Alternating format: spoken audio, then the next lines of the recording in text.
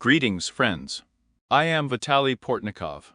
Russian President Vladimir Putin had to abandon the summit with the leaders of Arab countries scheduled in Moscow in October. Now, formally, this summit has been postponed, but only if the leaders of the leading states of the Arab world agree to come to the Russian capital. So far, there is no such agreement. And this, perhaps, is the main point that forced the Russian president to refuse to hold meetings. The meeting in Moscow was planned as a demonstration of Russia's role in the Middle East. And in this way, the Russian president wanted to mitigate the fact of Russia's practical defeat in terms of its influence on Middle Eastern affairs. After the overthrow of Bashar al-Assad's regime in Syria, after Israel struck Iran, and thus limited Tehran's destabilizing influence in the Middle East. After it actually became obvious the leading role of the new American president in contacts with the leaders of the Persian Gulf countries, Putin ceased to be a figure that interests the leaders of Saudi Arabia or Qatar so much.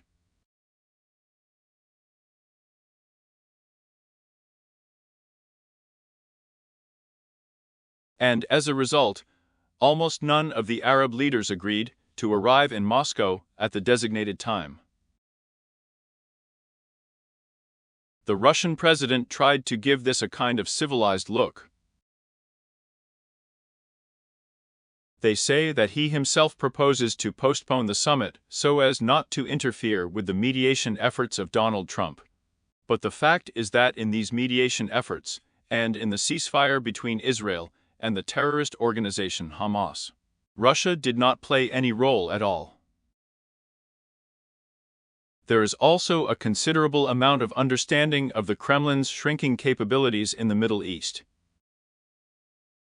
Even if we assume that Russian military bases in Syria will remain, and now Moscow is actively discussing this issue with the interim leadership in Damascus. This does not mean that Russia's capabilities in Syria will be comparable to those that Russia had under the regime of Bashar al-Assad. Because at that time there were not only military bases there. There was a common political vision, there was control over access roads to military bases. There was a general willingness to fund terrorist organizations like Hamas. There was a common policy with Iran, and now none of this practically exists. And, of course, the United States is interested in finally squeezing Russia out of the Middle East, turning Vladimir Putin, so beloved by Donald Trump, into a real geopolitical midget. And it is absolutely symbolic that, while declaring his refusal to hold a summit with the leaders of the Arab world in Moscow, Putin at the same time held a meeting with Azerbaijani President Ilham Aliyev in Dushanbe.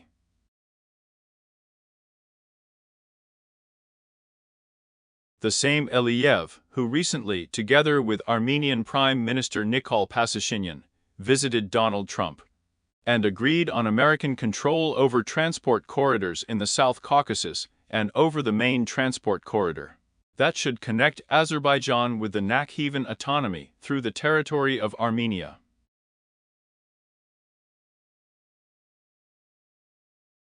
As is known, after the end of the Second Karabakh War, the presidents of Azerbaijan and the Prime Minister of Armenia signed a joint statement in which it was unequivocally stated that it would be the Russian Federation that would mediate the creation of such a corridor, and it would be the officers of the Russian Federal Security Service who would control this extraterritorial corridor, which Putin generally wanted to see as Russian and not Azerbaijani or Armenian. Thus, acting in fact not as a guarantor of Armenia's sovereignty, but as a direct violator of it. Donald Trump has no such desires. but there is a desire to demonstrate American influence in the South Caucasus.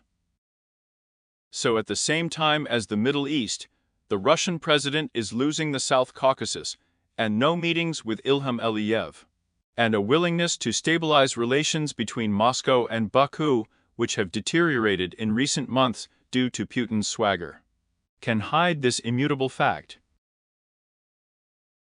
Thus, two wars, the Russian war against Ukraine and the war of the terrorist organization Hamas against Israel, contributed to the transformation of Russia into a geopolitical midget, about which both supporters and opponents are wiping their feet with pleasure. Because it is worth remembering that those Arab leaders who have now abandoned Vladimir Putin and refused to discuss regional problems with him in Moscow have recently kissed the Russian president and received him either in Riyadh or in Abu Dhabi.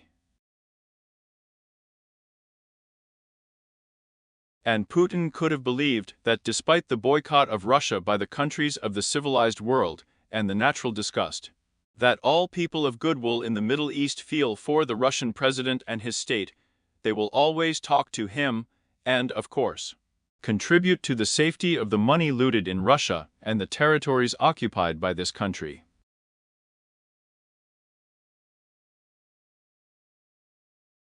It turned out that almost no one has any special sympathy for Putin and his holdings, and that the invitation of the Russian president, who believed that he could become an equal player with Donald Trump and Xi Jinping, can, simply put, be ignored as meaningless in world politics. And now the only person who is ready to meet with Vladimir Putin at any time. But if we do not forget about the North Korean puppet dictator Kim Jong-un, this is the President of the People's Republic of China Xi Jinping. Only here, in relation to the Chinese Secretary General, Putin acts as another pocket Kim Jong-un, only the Kremlin. A man whose economy, whose military efforts, are almost entirely dependent on Chinese support.